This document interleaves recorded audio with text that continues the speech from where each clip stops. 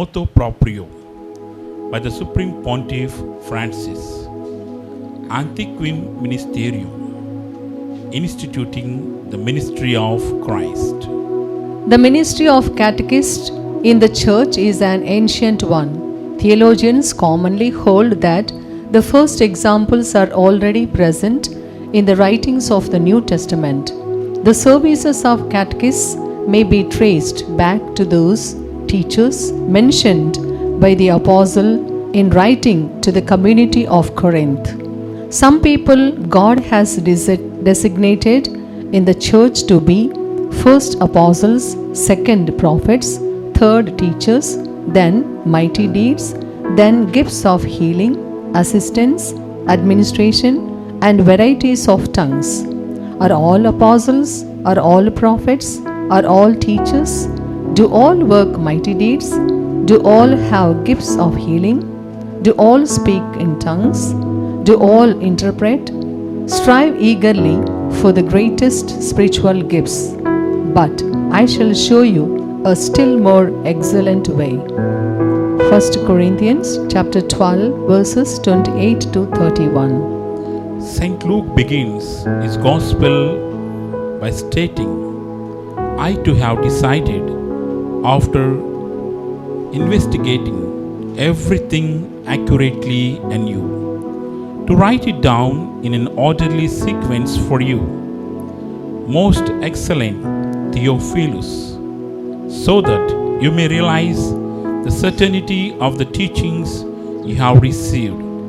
The Gospel Luke chapter 1 verses 3 and 4. The evangelist seems to be well aware that his writings offer a specific form of instruction that can give firm assurance to those already baptized. The Apostle Paul, for his part, tells the Galatians that one who is being instructed in the word should share all good things with his instructor. Galatians chapter 6 verse 6. As is evident, this text provides yet another detail. It speaks of the common of life as a sign of the full fruitfulness of an authentic catechism. From the beginning, the Christian community was characterized by many different forms of ministry carried out by people obedient to the working of the Holy Spirit, devoted their lives to the building up of the church.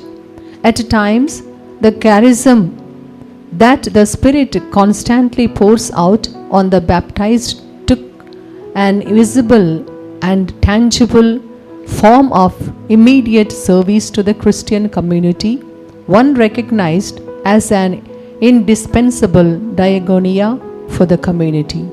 The Apostle Paul authoritatively attests to this when he states that there are different kinds of spiritual gifts, but the same Spirit.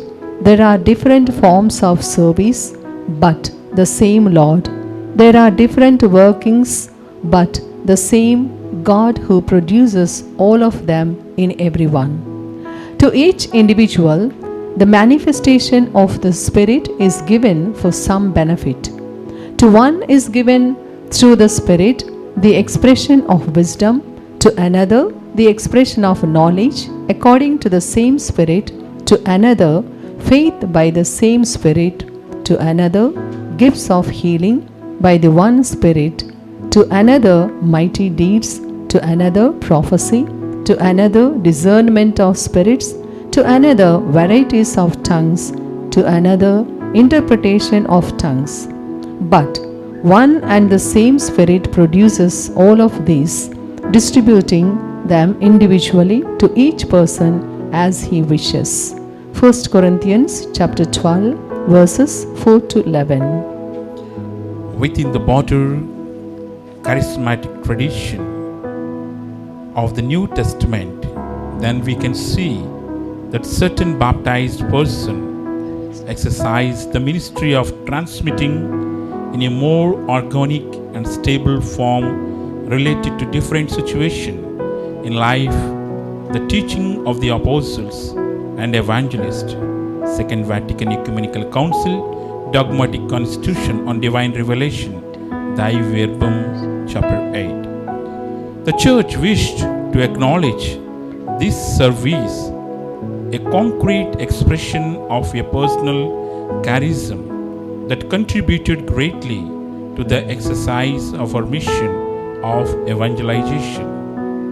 This glance at the life of the first Christian communities engaged in the spread of the gospel also encourages the Church in our day to appreciate possible new ways for her to remain faithful to the word of the Lord, so that His gospel can be preached to every creature